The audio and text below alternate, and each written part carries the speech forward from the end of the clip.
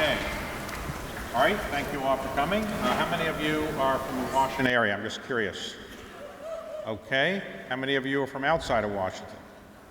Okay. How many of you are capitalists? Any capitalists? How many anti-capitalists here? All right, how many people came because you think you're going to learn how to invest in Asia? Anybody? Okay. So that's why you came, isn't it? Right. I should put that up. Okay. So we have two very distinguished authors here and individuals, and I know them both. And let me just introduce them briefly, and we'll get into a little bit about their background in the conversation. So to my immediate right is the author of this book, Can American Capitalism Survive? By Steve Pearlstein. Steve is a native of Boston area, and he went to college at Trinity, and then later did a number of things in the journalistic area, and actually started his own magazine in Boston, the Boston Observer, but worked at the Washington Post for many, many years, and he still is a columnist for the Washington Post. And for his writing on the 2008 financial crisis, he won the Pulitzer Prize. He is now the Robinson Professor of Public Affairs at George Mason University, in addition to writing for the Washington Post, in addition to writing books. So we'll talk about your book in one moment. Thanks. And to his right is Parag Khanna, who actually lives not in Washington, D.C. area, but in Singapore. And he flew all the way from Singapore for this event, more or less, right? Which is very good, okay? His book is The Future is Asian. He grew up in many different places around the world, but Dubai, among other places, and lived in the United States. He's a graduate of Georgetown University, School of Foreign Service, where he got his bachelor's and master's degrees, and then his Ph.D. at the London School of Economics. And he has written many books about, I'd say, global affairs. He now is the head of a firm he started called FutureMap, which gives a lot of strategic advice to companies and other organizations. And he is a person who Esquire magazine said not too long ago that he was one of the 75 most important people in the 21st century. That's a pretty impressive A lot to thing. live up to. Right. So, all right. Well, we'll see whether you can live up to that at some point. Okay. So, Steve. Yeah. Your book has a very exciting title, Can American Capitalism Survive? So the answer is? Sure. Okay. And does it have to do anything to change? Yes, I think it probably does. I mean, it will survive, but whether we'll continue to be the richest country and have the most vibrant and innovative economy and to have the best social and legal and political institutions, that's not a given. Okay, well, in your book, you point out we have a lot of challenges now, and you point out there's income inequality, social mobility issues, and things like that. Why are there not riots in the streets? Why aren't people as upset about this as you think they should be after reading this book? It's not so much that they would have read the book, but of course they would have experienced the sort of ruthless, unfair, unequal capitalism that we have. And why aren't they rioting in the streets? Well, it's probably not bad enough. First of all, it's America, and secondly, it's not bad enough. But I would say the election of Donald Trump is a pretty good indication that they're pretty unhappy with things, and they're willing to sort of lash out at the establishment and at the elite. So that's a pretty good indication that maybe we're not too far from it. So you say American capitalism. What type of capitalism do you like better than American capitalism? Well, like my students, I think Swedish capitalism is a little bit better, but Northern European capitalism is a little more humane, that provides a little more economic security, that's not so shareholder focused. They don't have as many financial crises as we do. They don't start financial crises. Of course, they're a smaller country. But they have very, very high taxes. Yes, they do. And people move out of those countries to avoid those taxes, no? Well, they used to, but the story you're telling is one that's really 30 years old, when they did have very high taxes, and they realized it was when Bjorn Borg, the tennis player, moved to Monaco or something like that in order to avoid taxes, and they reduced taxes. Their overall tax burden is around 50%. Our overall tax burden is around 35%, but they get a lot for that. For one thing, they get their health care, which, as you know, represents almost 18% of our economy. So 9% of that is private. So 9% of that 15 percentage point differential can be accounted for by healthcare. And they also get free childcare. They get mostly free education, including higher education. Okay. So they get more for that, and they seem to like that, which is not to say that we have to do the same, but that's where their politics and their culture and their history has taken them. So those countries often have the highest happiness index. So our happiness index is pretty low for the industrialized country, especially if you factor in that we're richer. Okay. Well, Parag, let me ask you about Asia for a moment. Asia is, you say the future is Asian, but you point out in your book that the past was Asian as well, because Asia was more or less the center of the world for 1,000 years in terms of economy and so forth. Is that right? Yeah, and I guess I could have called the book The Present is Asian also, because if you think about where we are in global demographics, half the world population is Asian today. 50% of global GDP in purchasing power parity terms is in Asia today. So it's past, present, and very much future as well, if you think about the growth rates, obviously. So when did the West kind of take over Asia as at least the dominant political and military power and economic power in the world? When was that? Well, you would say roughly the 16th century, with the rise of European colonialism. And things could have turned out very differently. I'm not a historian, but there are two episodes that I look at that are real turning points in not only in world history, but in how Asians think about those episodes today and how it motivates them. One is when the Ming Dynasty had sent out its treasure fleets as far across the Indian Ocean as Africa, but then retreated in order to focus on domestic economic issues and sort of border skirmishes. And that allowed for the European colonial powers, particularly Portugal, to move into the Indian Ocean space. But imagine Vasco da Gama rounding the Cape of Good Hope and seeing Ming Dynasty fleets in the Indian Ocean. Just how successful would the not only the Portuguese explorers, but the Dutch and British East India companies have been? And then there's the Ottoman sacking of Constantinople in the 1450s and how that motivated Europeans to look for alternate routes to Asia. So, the lessons that Asians draw from those historical episodes that enabled the rise of the West are that A, they should not retreat from their now political, commercial expansionism through Belt and Road and other sorts of things, and also that they should not be divided. They should not allow themselves to be divided and conquered. And they don't view Europe's success or the West's success as the product of great ingenuity, but rather of luck. Okay, so the Trans-Pacific Partnership, TPP, would that have been a good thing for the U.S. to keep our foot in Asia, or you think we've hurt ourselves by not moving forward with it? Yeah, that's a major own goal. Economics is everything to Asians, right? Economic growth, maintaining economic growth, building their own economies, building their trade networks over the last 30 years since the collapse of the Soviet Union. And now with the rise of the Regional Comprehensive Economic Partnership, the Trans-Pacific Partnership, Belt and Road, all of these acronyms that I'm throwing at you and that you see unfolding in real time in Asia are meant to integrate Asian economies. And for us, it would have been an enormous opportunity to sell more into Asia. And already every day we can see the data about American corporates declining market share in Asia.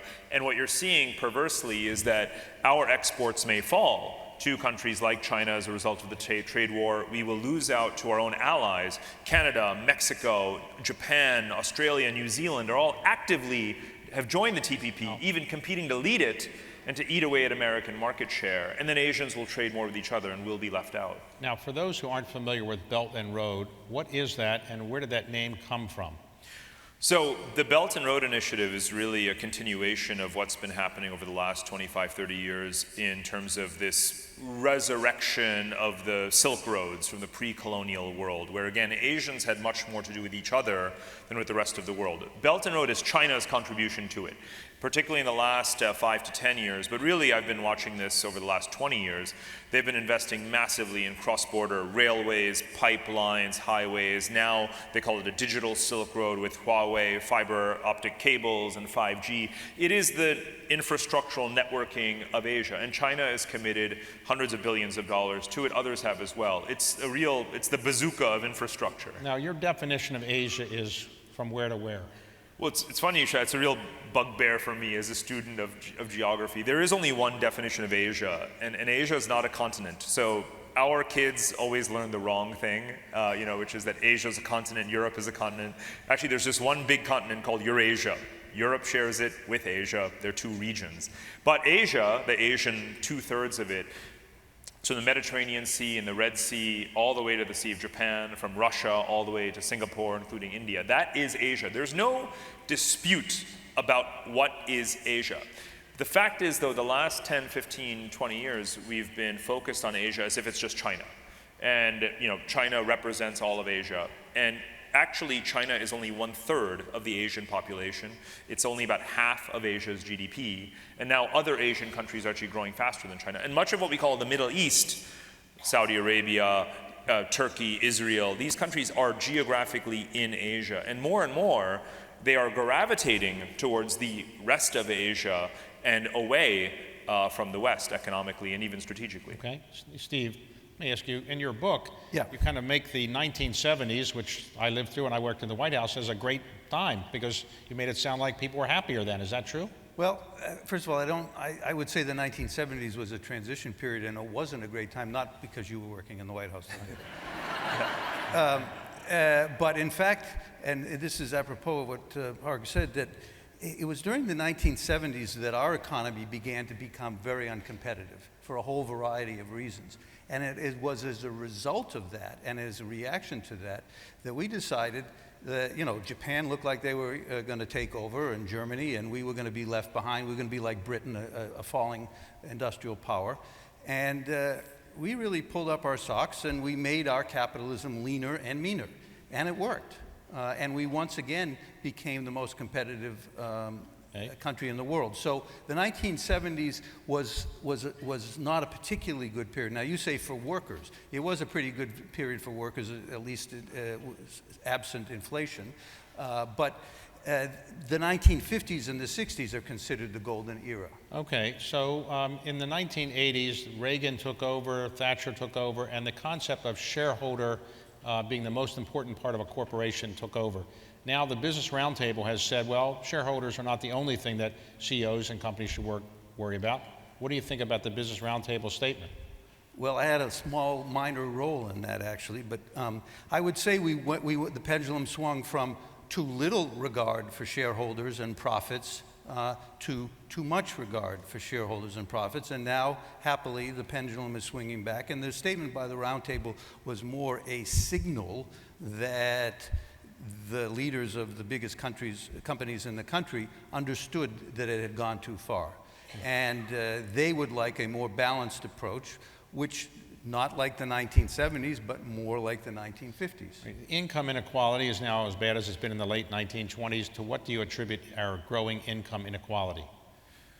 Technology, trade, deregulation, which happened during the 1970s when you were in the White House. Well, they didn't listen to me. They didn't. There you go. There has been a natural tendency toward winner-take-all competition among companies and among workers. The top lawyers today get paid much more than the people slightly below them, the top professors, the top athletes, and also companies. The top companies make huge profits, Google, Facebook, compared to companies that are have almost as good products. So the winner-take-all quality, the lack of antitrust enforcement, it's a long list, but they're not all because of government, however, and I think this is a mistake people make. They think, oh, that's Reagan and Thatcher, and obviously they play a role. But a lot of it has to do with norms of behavior. In the 1950s and 60s, a chief executive probably had the power over the board of directors to pay himself, it would have been a himself in those days, huge fees. They wouldn't have thought to do so. It would have been socially unacceptable. If they'd gone to the country club, another CEO would have said, hey, Joe, don't do that. It makes us all look bad. And anyway, you'll make Democrats of all of our workers. So they didn't do it in those days. Okay, and you think that people were happier in the 1950s than they are today? Yes, we know they were, actually. Father knows best period of time is what? Well, we do surveys of this. We ask people about their satisfaction with life, about satisfaction with their economic situation, and they were. They weren't richer, by the way. But we're really talking. They only had one bathroom in the house. They had Formica countertops. But the people who were happier were white, presumably, because Well, minorities were sort of disenfranchised to a large extent in our economic system in the 50s and 40s, right? well, yes, but that doesn't necessarily mean that they weren't happy. They had actually more vibrant communities than some of them have today. And it was built around their church and their communities. And to say that, happiness, as you know, people get happier, they get richer until they have incomes that are equivalent today to about $70,000. And then money and happiness, those lines start to depart. So people were happy, mostly because they had economic security. And this is something that I think the market people, the market fundamentalists don't understand. People assign a very high value to economic security. And we have a much less secure economy for middle class and working class people. Well, some people say that economic security and happiness with your financial situation arises when you have exactly twice what you already have. In other words, you need twice what you have before you're actually financially secure, but that may be a different issue. So in terms of politics, you say in your book that the political contribution system in our country is really skewered towards wealthy people, and it's really making our economic system not so competitive. Is that right? Well, I would say what I said about that was the following, that there are things we can do and should do, and if you want, we can talk about that in a policy sense to make our capitalism more palatable to people. But we can't do any of those things until we first change the political money situation. But how would you change that? Because Constitutional amendment. you need a constitutional amendment. But as you know, a constitutional amendment requires a constitutional convention or 2/3 of each house and 3/4 of the states. Is that realistic? I think so. It's realistic if you think having a Democratic Congress and a Democratic president at the same time are realistic. I think there's a lot of support for an amendment that would allow a reasonable restriction on political money. And can we do something?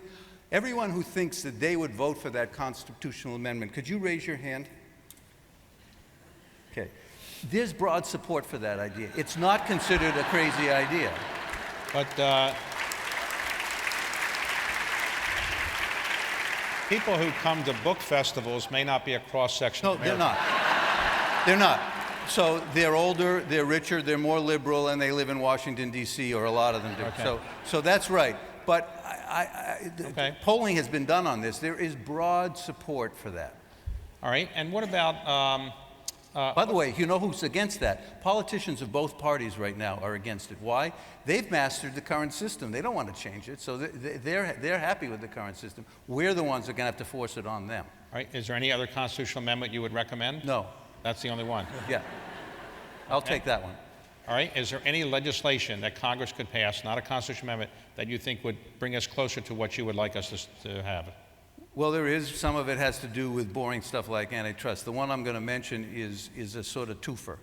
I think that we should have a modest $3,000 per person universal basic income in the United States.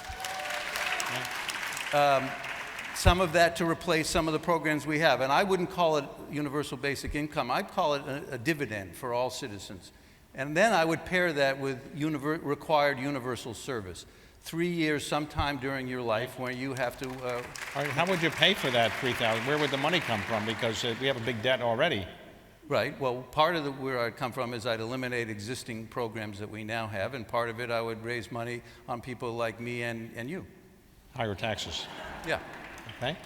All right. So you're not running for Congress, though, to do that, right? You're not. You know something? I think if the Democrats should stop talking about how they're going to give a middle-class tax cut, because that's not what people want. They want good services. They want Social Security and Medicare and child care and good education. Right. And they don't need a tax cut, and they don't want a tax cut. And I wish Democrats, and I'm a Democrat, you used to be a Democrat, I wish we would stop playing the tax cut game. No tax cuts, period. Okay. I guess maybe if I ran for Congress here, I'd be all right. Now, Social Security system is more or less financially bankrupt. No? Okay, well, it is not insolvent over a long period of time by a little amount. It could be made solvent very easily. By increasing the taxes, or? I would say you could do two things. One is you could very slowly raise the age. And secondly, you could subject all income to this payroll tax rather than only up to whatever it is, $225,000. Okay. Parag, let me ask you this. Is Xi Jinping going to be in charge of China in our lifetime? Is he basically, like Putin, going to be president for life? Well, I would strongly distinguish between Putin and Xi, because China actually has a governance system, an ethos, a set of institutions, a common, almost, bureaucratic tradition that goes back 4,000 years. Russia is an oligarchic authoritarian kleptocracy. So even though you have two leaders who appear as if they could rule for life, you have two very different systems underpinning that particular individual. Xi can technically rule now. They still, he abolished term limits, but there are still term structures. Whereas in Russia, Putin has been president and prime minister, and he can decide which portfolio is more important at any given time. So I can imagine a scenario where Xi Jinping steps down either after one more term, let's say, because he has a number of rings. He's in his second term now. Yeah, he is. So he could do one more, for example, and that would be unprecedented. But again, it is a finite period, and he has a set of people around him from which he can choose many. All right, does Xi Jinping or the Chinese people, do they want a tariff agreement or a trade agreement with the United States, or do they really not want one? Well, I mean, one of the hardest things to know is what the Chinese people think, other than what is mediated through their official spokesman. I do enough generalization in this book without trying to psychologically, sort of capture the sentiments of billions of people. But if I had to, the fact is that China's largest trading partner is its Asian neighbors, and its second largest trading partner outside of Asians is Europeans. We are actually its third most important trading partner, and that trade volume is now going down. So they actually are decoupling pretty significantly from the United States. We should be selling them more oil, more gas, more soybeans, more machinery, more tools, more technology. Instead, we're selling them less. But do they want an agreement, you think, or not? You don't know. Better to have one than not to have one, but it has to be one that isn't such a so disruptive to their supply chains. Explain to us what's going on in Hong Kong now. Are the Chinese going to send troops in or not? Well, technically the troops are there. Actually, the question is whether they release them, onto the streets, and the answer is they might. If you want to know the answer without knowing what's going to happen tomorrow, it still is this sort of death by 1,000 cuts strategy that began 21 years ago when the handover began. A few people realize this, but part of the agreement with the handover was that something on the order of 100 to 200 mainland Chinese families would be allowed to move into Hong Kong every day.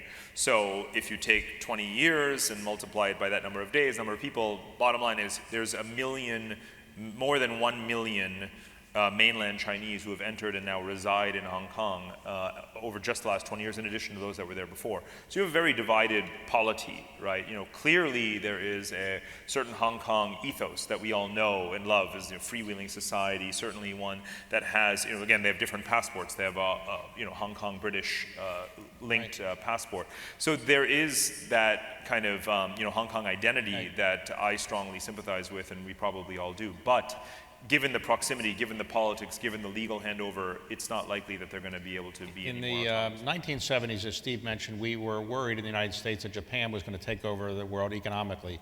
What happened to Japan's economy? And its demographics are about the worst in the world. So what's going to happen to Japan over the next 10, 20, and 30 years? Mm-hmm. So just as an aside, it was wrong to believe that Japan was going to take over the world, and it doesn't mean that we are equally wrong to view China as a major, peer competitor, because they're two very, very different countries. Obviously, China vastly larger demographically and now economically. When it comes to Japan, yes, they are in demographic decline. However, we've kind of, I think we need a new conversation about Japan that doesn't really judge the country solely on the basis of the fact that their population is decreasing. For one thing, they're the most evolved technological society in the world. So they are moving towards this kind of man-machine, sort of synthesis like no other place in the world. They have robots deployed just about everywhere, in restaurants, in hotels, and so on. Then they are actually significantly revising their immigration policies. So there have never been, in the history of Japan, 2 million non-Japanese people living on the 4 main Japanese islands. That you have today. Half of them are actually Chinese. You've got, on top of that, 700,000 Koreans, 300,000 Vietnamese, 50,000 Indians. So you've got literally several million and counting and growing foreigners. So Japan is the last place on earth we would ever think of as an immigrant society and a melting pot. And it's not going to be, but they are drastically changing their immigration policy to fill labor shortages. What about North Korea? Is Kim Jong-un going to survive, and is there going to be an agreement with him? I think there will be some kind of agreement with him. It's already been, underway. I think, what Trump did. What kind of agreement? They wouldn't remove their existing nuclear power. No, I think you go through stages of creating like a condominium. I mean, Japan, remember that China and South Korea generally agree on what they want to see happen in the country that's between them. Those two countries have a lot more influence over North Korea than we do. I think that Trump's summit helped to kick off or maybe amplify a certain dynamic, but ultimately we are not as decisive. Who writes these love letters that he's sending to President? What is in those letters? I'm not sure I would hire him for any particular purpose, but I don't I don't know. But he could have his own cottage industry at some point. But this is a place that is already economically, to the extent that it has an economy that's already colonized in some ways by China and South Korea. And those countries have strong interests in extracting the resources there and using the agriculture and the low-cost labor force. And they're going to continue to do that. The chance of the North Korean government being overthrown internally, that's zero? Close to zero. Okay. And finally on this subject, India. Is India going to be growing at a faster pace than China? Well, the thing that's surprising that India and China have in common, despite their very different political systems and societies, is that they both lie about their numbers. They're so flagrant, it's unbearable. So you don't know what to believe when it comes to Indian economic statistics either. But the closer you look at it, the more you have to revise it downward, which is an unfortunate consequence to some degree of being the chaotic, democratic, place that India is. So forget the growth rate. They've got structural problems around unemployment, the risk of labor automation, the lack of, there is no real labor productivity, and of course climate change and the sort of desertification and the water shortages. So they've got big structural problems there. Right, Steve, as I mentioned, you won the Pulitzer Prize for your commentary on what happened in the financial crisis. Do you see any similarity to what you wrote about then now? And do you think we're heading into a big financial crisis again? Yes, there's some similarity, and I think we are heading into one that's not so big. The previous one had a lot to do with consumer debt, not only home debt, mortgages, but cars and college loans. I think this one is mostly in the business sector, and there's a lot of debt that has been taken out, not all of which has been productively used. And if there is a slowdown, that will come home to roost. And the recession starting when, would you say? Elections or? Actually, our basic economy is in pretty good shape. And so there is this divergence between the financial sector and the real economy. And if you look at all the recent recessions since 1987, they have been caused by perturbations in the financial market. In other words, they've not been the normal ups and downs of an industrial economy that we had in the 1950s and 60s. These are financially driven recessions. So I think it starts in finance, and then that tends to bring down the economy. And you wrote about the last financial crisis. Who was the greatest hero? Was it Ben Bernanke, Hank Paulson, Tim Geithner, President Bush, the Congress? Who do you think deserves the most credit for actually helping us get out of that mess? I would say it's Hank Paulson. Right? Because it was a lot harder for a Republican Treasury Secretary in the Bush administration, who had been at Goldman Sachs, to get the country to agree to something very unpalatable, that you had to help the institutions. You had to prevent the meltdown of the institutions that caused the problem in order to prevent a worse outcome for everybody else. Now, many people today will say they're for the free enterprise system, politicians, but they don't like to say they're capitalists. Why is the word capitalist such a offensive thing to people? I don't know. I see it in my students at George Mason University, but it conjures up a sort of moral distaste. And again, that goes to the ruthlessness and the inequality and the unfairness that they see. They're not socialists, though. If you ask them, first of all, they don't really know what socialism is, but they're not for the government controlling everything and owning everything. They're certainly not for that. So, my students, I ask them, well, how many of you want to go work for government? And I think you and I would both be very unhappy to know that I never get anyone to put their hand up. Really? And then I say, would you like to go work for a big business? How many would you like to do that? And nobody puts their hands up. I say, well, who wants to go work at Goldman Sachs? Maybe one person will put their hand up, and rather sheepishly. I said, so what do you all want to do? What about private equity? You don't ask about that. I didn't. I'm not sure they know. But I would recommend that they do. But where they want to work at NGOs, non-governmental Right. organizations. They want to work at startups, which they somehow think isn't part of capitalism. Or that startups all become unicorns. Right. Well, it's not that they want to get rich. They think that those kinds of companies don't have this sort of moral stain on them. So how long have you been teaching at George Mason? 8 years. All right, so 8 years ago, were the students different than they are today? Not much, no. And they just, the biggest question is this going to be on the exam? Is that what they always ask? That's what I always ask. No, I tend not to give exams, and I also tell them that grades are like sex.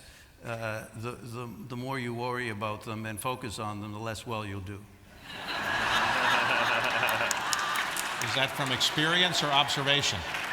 Observation. Observation, not experience. Okay.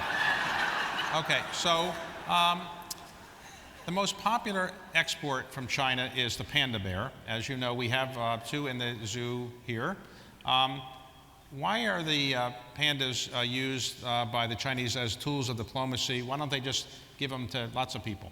Well, it's a supply and demand. There's actually a limited supply. Just like we're trying to save the northern white rhino right now, they're in a constant effort to, breed pandas and get them to breed. They're rather slothful creatures, as you may know. So not as energetic as Steve's students, I imagine. But I'm not sure what the exact origins or earliest date of panda diplomacy is. I think that it's just a reminder that a lot of Chinese diplomacy is symbolism, right? And you have to really differentiate between the rhetoric of fraternity and so forth versus the reality, which is much more capitalist and neo-mercantilist than anything else. So let's talk about Australia. How is Australia? Is Australia part of Asia? It is, yeah. I mean, it's not tectonically part of Asia, but it very much is, geographically. And when you think about their economy as well, it's a giant iron ore mine that's hitched itself to China, and they realize that, and so they're in a desperate quest to diversify their export destinations, to make more of other sectors of their economy like education and healthcare, real estate. They are today the largest net per capita recipient of high net worth individuals in the world because they have this fairly transparent immigration policy, and you've got Japanese, Koreans, and obviously plane loads of Chinese that are buying real estate in Australia, moving there, taking Australian citizenship. Under the age of, 30, 35, there is a much faster growth rate of the Asian population of Australia than the white population. So it is becoming Asian in many, many ways. Why did the Chinese government want to build islands in the South China Sea? What are they for, tourism or what? Yes, a tourism in which you get to fly an F-16. That's my kind of tourism. So the island fortifications in the South China Sea go back to the fact that it's a legal gray area, right? These are islands that have passed hands and control over centuries, and China wants to use the fact that there is no clear de jure demarcation to simply build facts in the water. If you can, once China claims something and starts to build, dredge sand and put airstrips there and put military assets, it basically controls it. You're never going to get them through arbitration or otherwise to give it back. So they're on this island building spree, and now other countries are starting to do the same thing and basically claim whatever they can close to their shores. The Philippines is doing it, we're helping the Philippines do it, Vietnam is doing it. Eventually, they will have a de facto settlement, even though they will have a de jure disagreement. Right. How's Vietnam doing economically? Vietnam is an amazing growth story. It's one of the countries that, when I first went more than 15 years ago and wrote very positive things about its incredible, potential, I even underestimated it then. And you go there today and you not only see that with 100 million people, they are, they remain, coherent, organized. They don't have these teeming, uncontrolled, polluted megacities like Jakarta or Manila. Ho Chi Minh City is an impeccably, organized place of 20, 25 million people. So this is a disciplined country. They're urbanizing rapidly. They're very young, very hardworking. There's a lot of high-tech supply chains, not just cheap manufacturing stuff in special economic zones, but Samsung and lots of others are starting to do more business. Because of our trade disagreement right now with China, is it the case that you observe companies are moving their manufacturing out of China to a place like Vietnam? Is that happening? It's definitely happening, but, and I want us to get our facts and our sequencing correct so that 5, 10 years from now we don't look back and say the trade war is what caused American firms to shift their supply chains out of China. Wrong. China's wages were rising before the trade war began. Japan began massively shifting FDI out of China into Southeast Asia 10 years ago, way before the trade war, way before Trump. So the trade war is only accelerating something that was already happening, and it's great for Southeast Asia. And what about Russia and its Asia ambitions? Is Russia an Asian power now? So, Russia is geographically very much Asian. It's a big resource provider to Asia. Russia is becoming more relevant to Asia, but that doesn't mean it's as influential in Asia as China or other countries like Japan. They view it as a rear kind of resource base. Again, it's it's oil and gas, it's timber, it's agriculture. So Russia now has I think it was during the Obama administration actually when this phrase "pivot to Asia" was coined, and Putin said something like, "Well, we pivoted to Asia a long time ago," and Russia has constant diplomacy with China. According to there's an index that Peking University maintains around a country's compliance with the Belt and Road Initiative. Russia ranks #1. Pretty much anything China wants in terms of modernize these railways, build this highway, allow us to transit goods through your country to Europe, Russia does it. And all these Belt and Road things that have been built by China in the Silk Road area, it is said that there's a lot of debt that has accrued. In other words, they don't give these roads, they kind of finance them. But is that debt going to be paid back, or are the Chinese just going to walk away from it? It depends. There's a wide spectrum of possibilities. There are write-downs and projects that never see the light of day. They're the white elephants, just like you would expect in any country with large infrastructure projects going on. Then there's cases where countries are very strategic, and even though the debt is high and those countries can't repay, those countries are so important to China that China will forgive the debt and reduce the volume of, like Pakistan. And then there's cases in between where China is going to switch from concessional to non-concessional, which is a fancy way of saying really ramping up the interest rates to punish those countries and seize assets. Right. All of the above. Do I need to worry about a Pakistan-India nuclear problem? No. I mean, for better or worse, this is something where Modi moved in a way preemptively to de facto settle something that was already in some ways settled. Did the Pakistan government know that Osama bin Laden was living in Pakistan? It depends on who you mean by government. I leave it at that. Okay. All right, the most important question. If I have some money to invest, and I want to invest in Asia... He does. But yeah, it's purely hypothetical. What country should I invest in first, and second, and what country should I avoid? So remember that Southeast Asian countries are small. You would invest in an asset class, you'd invest in an industry, because they're all cross-border supply chains now. You would invest in e-commerce, for example, where you'd look at e-commerce conglomerates that are headquartered in Singapore, but Singapore is a tiny country, but they're operating everywhere. So you'd be looking at the rise of automotive manufacturing, you'd invest in that. You'd be looking at mobile phone production, you'd be looking at healthcare, and financial services and fintech, all the digital stuff.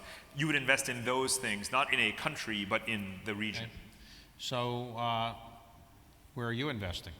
Well, I live in Singapore, But And we didn't talk about Singapore. Why is Singapore always pretty prosperous and a happy place? it wasn't always, I mean, I think. Well, it's since, let's say, in the last 20 years. I mean, even superficially, as people know the story, it actually had a very rough start as a former British colony, and then ejected from Malaysia against its own will, really, in the 1960s. So it's only in the country's technically 54 years old, formally, and it's become incredibly wealthy. It's obviously very much a free trade-driven model, a foreign investment-driven model, an open immigration model, education-focused, talent-driven model, very good government, low corruption. It's basically ticked a lot of boxes. Who's the most popular American president in recent years in Asia? Oh, it's obviously Obama. Okay. Yeah, no question. He's still very popular. He does go to Asia, maybe once, twice a year. Who's the most popular American cultural figure in Asia? Oh, that's a good question. I couldn't say it was necessarily one. I mean, the answer in China, would be different than somewhere else. Okay. It could be basketball players, Well, okay. a Steve. musician. All right. So the chances of our country doing what you want us to do is 50%, 100%, 0%. In other words, you have a lot of structural changes you want us to make, or legislative changes. You think these are going to happen or not? The things that I cite specifically are actually, I think, fairly modest. I mean, there are lefties who think I'm a wuss. I mean, I disagree with Elizabeth Warren on almost everything. So You're against the wealth tax? yes, actually. So I'm not really that radical, and the chances, I think the chances of us not improving antitrust, the chances of us not raising taxes on wealthy people, the chances of us not dealing with political money are actually pretty low. As bad as our political system is today, it's still reasonably responsive to what people want, and it's pretty clear what people want, which is they want a more humane and moral capitalism. All right, so we've given people a little bit of a tease of this book, Can American Capitalism Survive? Why should somebody go and buy this book and now read it after you've already told them what's in it? Because it makes a fairly it's a book in some ways about ideas and about how we glommed onto some very bad ideas. Greed is good. That all that matters is equality of opportunity, not income. That if we become more fair, that our economy will shrink. We glommed onto those ideas. They became widely accepted. And this book explains why, in fact, they're not right. When you won the Pulitzer Prize and they call you up, were you surprised, or you said, I deserved it for a long time? What was your reaction when you won it? I'm one of the few people who ever won a Pulitzer Prize who was not nominated by his newspaper or her newspaper. Who nominated you? An individual. Back in those days, anyone could nominate anybody. And so it was a little surprising to the editors of the Washington Post when I won. So what did you say to them? What did you say to them? See, I didn't need you. Is that what you said? I didn't say anything. Okay. I didn't need to. Okay. So why should somebody, after hearing this about your book, why should somebody go buy this book and read this book, The Future is Asian? Well, we haven't even scratched the surface. That's one reason. There's a lot more in there. But if you want to understand what 5 billion people think and what they're doing right now, and how, to put it bluntly, they don't really care what we think about them, I think there's a lot of learning that we all have to do as Americans about this vast majority of the world population. Okay. And so how long did it take you to write this book? A couple of years. How long did it take you to write this book? Well, it had a false start. But once I got working on it by myself and not with a previous co-author, it went pretty fast. The writing isn't hard for me, but Okay. Well, I've read both of them. I enjoyed them, and I hope people will have a chance to read these books. Thanks very much. Thank you. thank you.